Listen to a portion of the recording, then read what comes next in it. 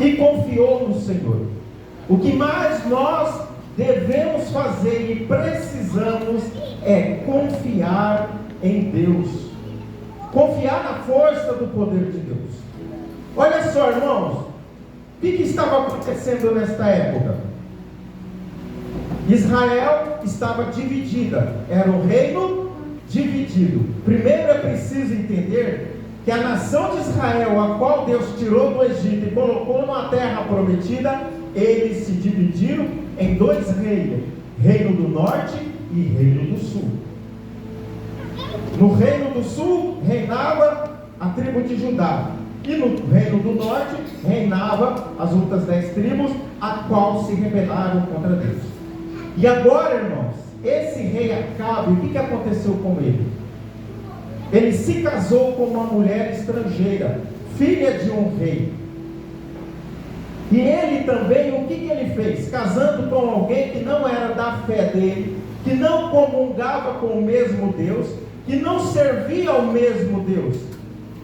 Acabe construiu o quê? Um altar a Baal dentro da terra de Israel. E aquilo, irmãos, o profeta se levantou. E o profeta disse assim: vive o Senhor Deus de Israel, perante a face que estou, e neste ano nem chuva nem orvalho cairá sobre a terra. Por que Elias falou isso? Será que Elias lá soltou uma palavra ao vento? Não. Sabe por quê? Porque aquele povo que era para confiar em Deus, que era apenas para crer no Senhor, como Deus ali no deserto, irmão, sustentou eles por 40 anos, como Deus ali colocou numa terra ali e deu para eles uma nação, eles escolheram outro Deus, Baal. E Baal era o que? Reconhecido como Deus da chuva. Então Elias diz assim: vocês estão confiando em Baal? Como vive o Senhor, pela minha palavra, este ano não irá chover. Sabe o que aconteceu? Ele lançou a palavra. Muitas das vezes nós lançamos uma palavra. Mas o que Deus disse ao meu coração esta tarde?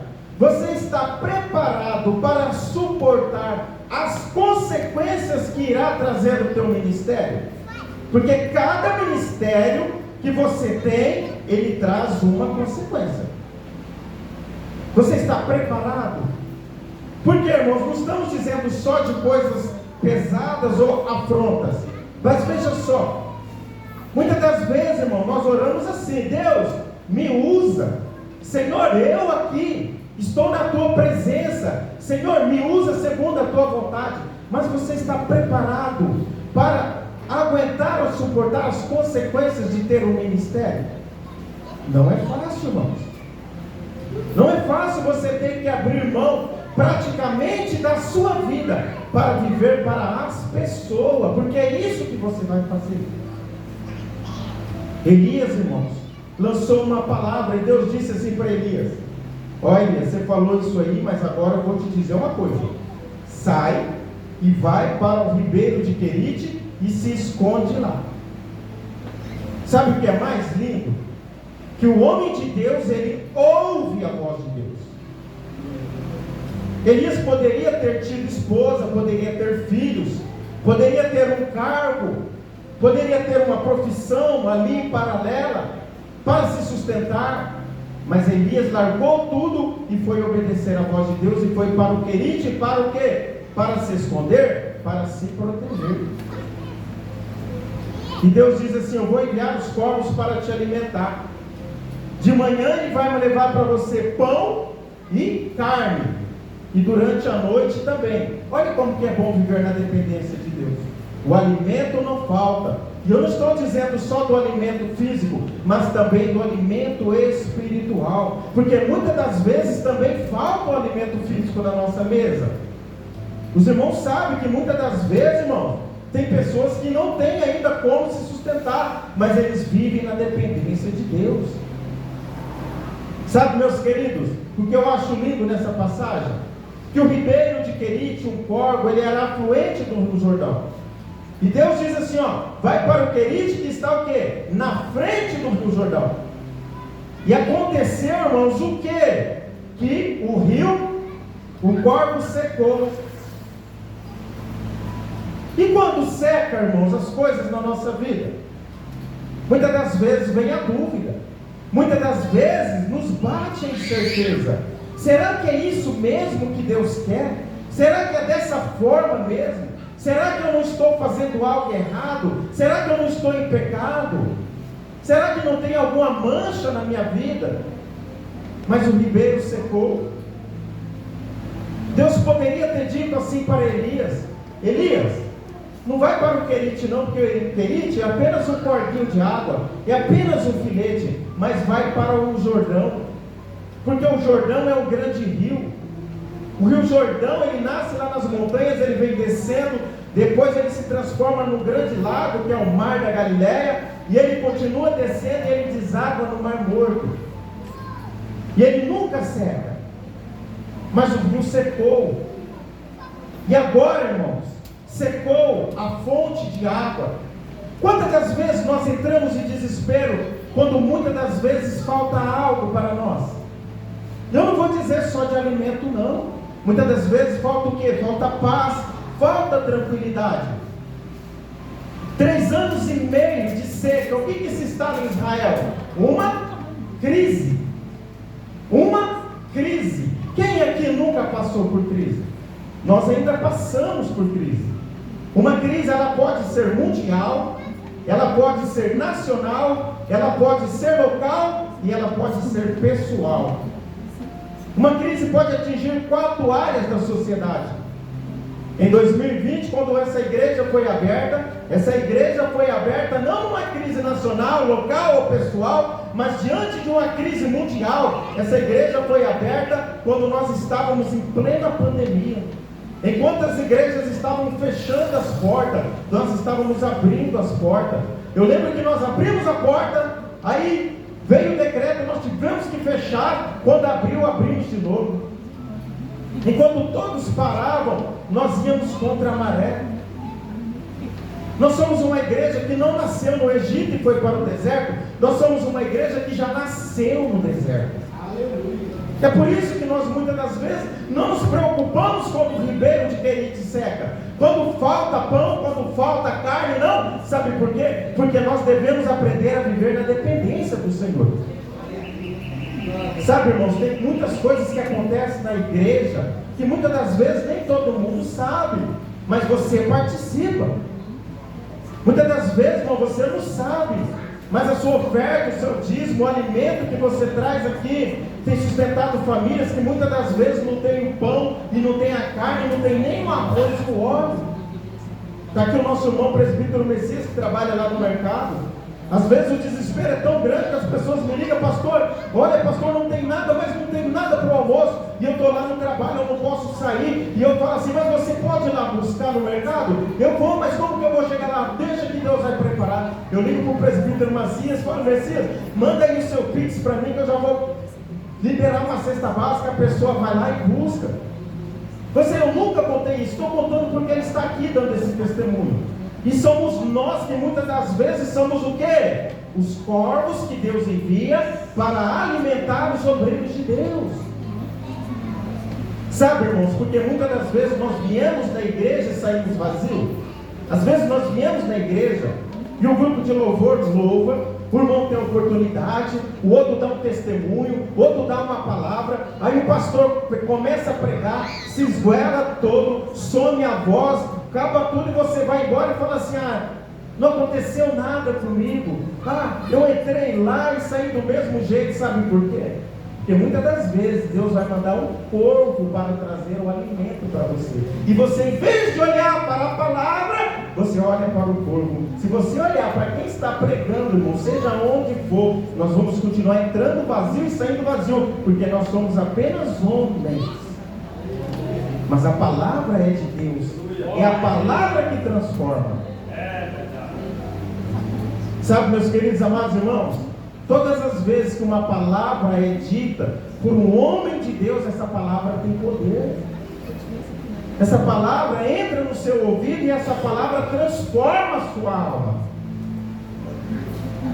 Pode ser um corvo, pode ser uma pomba, pode ser uma garça. Deus não poderia ter mandado os pombinhos alimentar Elias? Mas Deus mandou o quê? Uma ave, uma abutre. O corvo é parente do urubu. Imagina o urubu chegando e entregando. Aqui, ó, Deus mandou entregar para você. Ou você come ou você morre de fome. Melhor confiar no quê? Naquele que disse para você: vai para lá que eu vou te sustentar. Mesmo diante da crise, mesmo diante da luta. E aconteceu, irmãos, que passados uns dias, o que aconteceu? Secou o corvinho. Elias poderia ter dito assim: poxa, me levantei contra os profetas, me levantei contra Jezabel, contra Acabe, me levantei contra o pecado, e agora? Deus falou para mim vir para cá que Ele ia me dar o sustento, e agora o corvinho seca. Mas aí veio o que novamente? Olha só o que vai dizer, ó. Então veio a ele a palavra do Senhor dizendo: levanta-te e vai para Serepta de Sidom. Ah, irmãos, não tem coisa melhor do que ouvir a voz de Deus. Glória a Deus quando nós ouvimos o Espírito Santo falando. Glória a Deus quando nós sentimos queimar dentro do nosso coração a voz do Senhor sussurrando, falando nos nossos ouvidos. Veio a voz do Senhor e disse para Elias, no momento de desespero: pode ter certeza, igreja de Cristo Jesus, você vai mais ouvir a voz de Deus quando você estiver passando por dificuldade, quando você estiver totalmente perfeito, bom. Mas quando você estiver passando por dificuldade, por luta, por prova, às vezes você vai parar, você vai ajoelhar, você vai orar e você vai ficar quietinho. E aí você vai ouvir a voz de Deus. Como o apóstolo Paulo disse ali nas cartas, irmão Gerson, há muitas vozes no mundo. Está assim de vozes no mundo. O avanço da tecnologia deu voz para muitas pessoas. A internet, os aplicativos, deu voz para muita pessoa. Muitas das vezes você nem sabe quem é, você nem sabe a índole da pessoa, e muitas das vezes paramos. Eu já contei aqui certa vez, eu estava estudando com um rabino, com um homem. Nossa, era uma bênção. Conhecia, falava de história, falava da Bíblia. Um dia fizeram uma pergunta para ele, ele disse que era ateu. Eu falei: olha, vê se tem cabimento. Se vestiu de anjo, tem luz, mas não crê nem no que ele está falando. O pior ser humano é aquele que diz e não crê no que está falando. Você precisa crer, como foi dito, louvado aqui pelos nossos dois irmãos. Se a gente colocar a nossa fé em Deus, vai dar tudo certo. Mas não é só quando a mesa está farta. Não é só quando estamos sentados na mesa do rei. Não é só quando estamos lá no mercado, só andando para cima do carrinho. Não, deixa, eu tenho condição. Não, é no momento de dificuldade. A nossa fé tem que ser exercitada é no momento da luta, da prova. Quando as pessoas se levantam contra nós, quando as pessoas se levantam contra o seu ministério, contra a sua família, contra o seu filho, contra o seu trabalho, contra tudo aquilo que Deus te entregou. Confiar no Senhor vai dar tudo certo, é no momento de dificuldade que é para ser usado. Oh, glória a Deus! Levanta-te e vai para onde? E vai para Serepta, que é de Sidom, e fica lá. E eis que eu já ordenei ali uma mulher viúva que te sustente. Veja só, muitas das vezes nós saímos de uma dificuldade, passamos pela prova e achamos que vai vir coisas melhores. E o que acontece? Deus disse para Elias, e Elias pode ter dito assim: ó, melhorou, uma viúva para me sustentar. Elias pode ter imaginado que era uma viúva que herdou fazendas, né? Que herdou riquezas, tem muitas ovelhas, muitos camelos, como Jó, juntas de boi. Elias pode ter se levantado, sacudido a poeira do deserto, cheio de comer pão e carne todo dia, pão e carne todo dia. Ah não, pão e carne de manhã, pão e carne de tarde, ninguém merece. Ah não, ainda bem que agora tem uma viúva para me sustentar. Sabe, irmão, muitas das vezes nós também, irmãos, Reclamamos de ficar comendo arroz, feijão e uma misturinha e uma saladinha de manhã, no almoço e na janta. Mas é aquele alimento simples que te sustenta, que te dá vida. É aquele alimento simples. Muitas das vezes nós ainda não estamos preparados para sentar num banquete, numa mesa. E Elias levanta. E Elias chega em Sarepta de Sidom. Está tendo uma crise. Uma crise mundial. Porque na crise mundial, todos resolvem junto. Como a pandemia, todos que vacinaram e, por causa da vacina, acalmou um pouco, né, irmãos? E numa crise nacional? E numa crise local? Mas e numa crise pessoal? Uma crise pessoal vai depender da pessoa. Se ele quer sair daquele local ou não, se ele quer sair daquela situação. Às vezes passamos por crise que só depende de nós. Sair daquilo. Tem coisas, irmão, que nós podemos ajudar. Tem coisas que nós podemos aconselhar. Mas tem coisas, irmãos, que é a pessoa que tem que se esforçar. Alguns irmãos sabem dos testemunhos, que muitas das vezes nós tentamos ajudar muitas pessoas e não conseguimos, mas porque a pessoa não queria sair daquela situação. Era uma situação de droga, bebida. O irmão Gerson também conhece as pessoas que já trabalharam com ele lá. Chega lá, né, irmão, para trabalhar, quer serviço, mas só pegou o pagamento, já não volta mais. Não consegue. É uma crise pessoal, por causa das dependências químicas. Então está tendo uma crise mundial de seca. E Elias chega lá em Sarepta de Sidom. E ele chega, está tudo deserto, né, irmãos? Faltando tudo. E ele vê uma senhora. E ele chega para a mulher e diz assim para a mulher: ô dona, tem como a senhora me dar um copo d'água? Quem negaria água para alguém? Quem negaria água para alguém? Ninguém vai negar água para alguém. Ninguém nega um copo de água. A mulher falou: bom, água tem. Foi lá, pegou um copo d'água. Aí Elias olha para a mulher e diz assim: não, faz o seguinte, traz para mim um pedaço de bolo, um bolinho para mim. Aí a mulher para, vai pegar o copo e volta para trás e diz: a água até que aqui em casa tem. A água não tem faltado. Mas agora bolo, vou falar para o senhor, não tem não. Se eu quiser água, a água tem à vontade. Ó, eu não ia nem entrar no assunto, mas já que o senhor entrou nesse assunto aí de comida, de bolo, de pão, vou falar a verdade, senhor. Está vendo esses dois gravetinhos aqui? Está vendo esses dois gravetinhos na minha mão? Eu tenho só um pouquinho de farinha lá em casa. Só um pouquinho mesmo. Eu vou fazer, vai dar uma bolinha assim, e eu vou dar metade para o meu filho, metade para mim, nós vamos comer e vamos. Olha a situação dessa pessoa. Quem come, come para viver, para ter vida. Irmãos, essa mulher estava passando por uma depressão profunda, por uma tristeza profunda. Ela já havia perdido a esperança. Sabe, irmãos, o que Deus falava no meu coração essa tarde? Muitas das vezes nós estamos passando por dificuldades, sim, por luta, por prova, sim. E muitas das vezes Deus nos manda em algum lugar, achando que vamos ser abençoados, mas muitas das vezes estamos levando bênção para aquele local. Estamos levando bênção. Não pensa em bênção só em bênção financeira, não, pelo amor de Deus. Pensa na paz, na tranquilidade. Pensa na paz da alma, do espírito.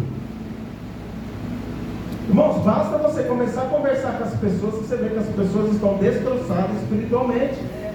A alma está destroçada. Eu conversava com uma pessoa ali, essa semana, ali no trabalho, irmão. E eu comecei a conversar na hora do almoço e a pessoa começou a chorar.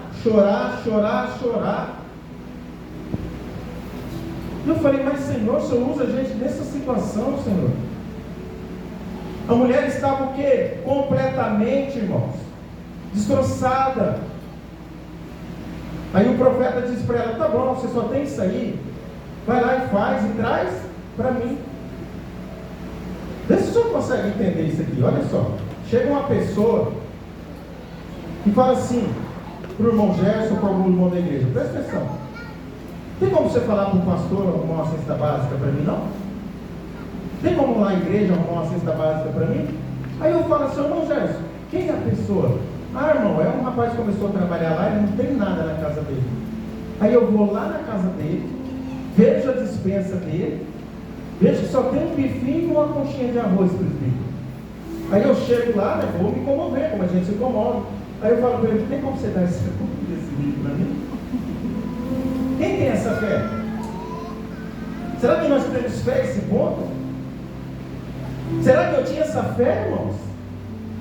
Porque muitas das vezes nós, irmãos, não deixamos a bênção de Deus chegar na vida das pessoas, porque em vez de nós fazermos o que Deus manda, nós temos dó, pena. E o pior sentimento que você pode ter por um ser humano é ter pena e dó dele. Faz para mim primeiro. Jamais, irmãos, essa mulher não teria dado para Elias se Deus não tivesse falado com ela. Não se sabe como Deus falou com ela, aqui na Bíblia não está escrito, mas está escrito assim, presbítero: e eu já disse para uma viúva que vai te sustentar. Está aqui, vamos ler de novo? Porque às vezes a gente lê muito rápido e pula. Olha aqui, ó. Eis que eu dei ordem ali a uma mulher viúva que te sustente. Olha aí, irmãos. Não se sabe como Deus falou com essa mulher. Se foi em sonho, se foi em visão. Mas Deus já tinha falado com ela. Ela sabia que na hora certa ia chegar para ela a provisão de Deus na vida dela. Ela estava desesperada. Ela não desistiu. Ela falou, ó, só tem esse pouquinho aqui, só tem esse quilinho aqui de farinha. Eu vou fazer e vou esperar. Se Deus vir, eu confio que Ele vai vir. Senão, eu vou morrer. E chega Elias ali na vida daquela mulher. Muitas das vezes, irmãos, uma pessoa que chega na sua vida é um Elias para te abençoar, para destravar. Às vezes é uma palavra só uma palavra já destrava. Abre aí, irmã Jussara. Timóteo não, Tiago 5,17. Porque, irmãos, muitas das vezes nós olhamos para a Bíblia, jovem, e vemos aqueles heróis da Bíblia e falamos, eles eram diferentes de nós. Porque no tempo deles, as coisas eram diferentes. No tempo de Elias, no tempo de Moisés, no tempo dos profetas, as coisas eram diferentes. Achou? Lê aí que está escrito, 5,17. Elias era homem sujeito às mesmas paixões que nós, e, orando, pediu que não chovesse. Por 3 anos e 6 meses não choveu sobre a terra. E orou outra vez, o céu deu chuva, e a terra produziu o seu fruto. Glória a Deus. Elias, é a Bíblia que está dizendo, não sou eu.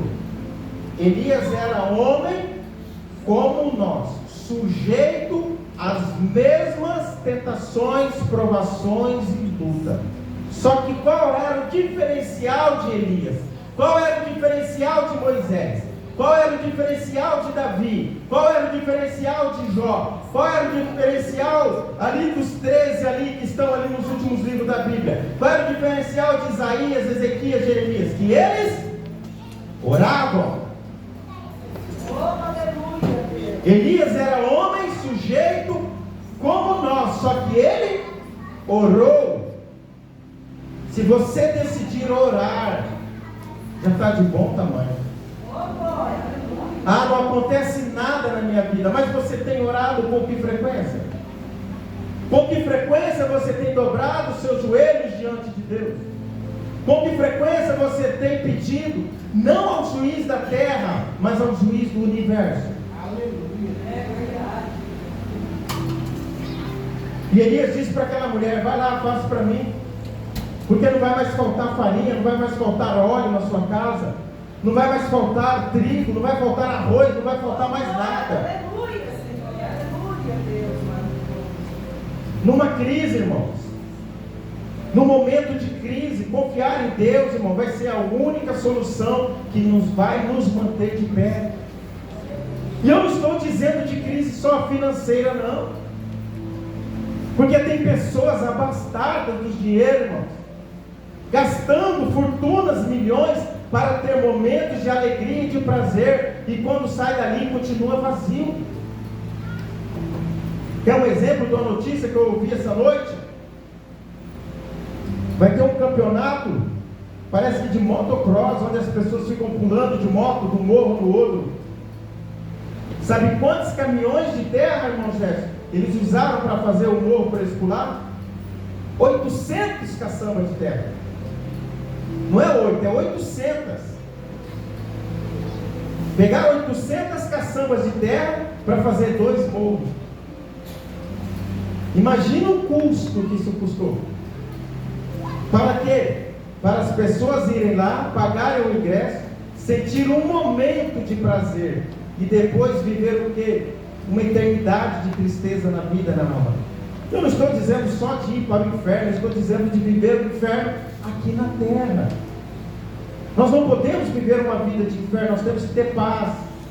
Elias chega na casa daquela mulher e as coisas são transformadas. Amém? Glória a Deus. Olha lá. Elias era um homem sujeito como a nós. Todas as tentações. Nós somos sujeitos a todas as tentações, provas, luta. Vem tentação na minha vida, vem prova, vem na sua. Ser tentado não é pecado. É que muitas das vezes não levamos uma vida de oração e caímos nas tentações e nas provações.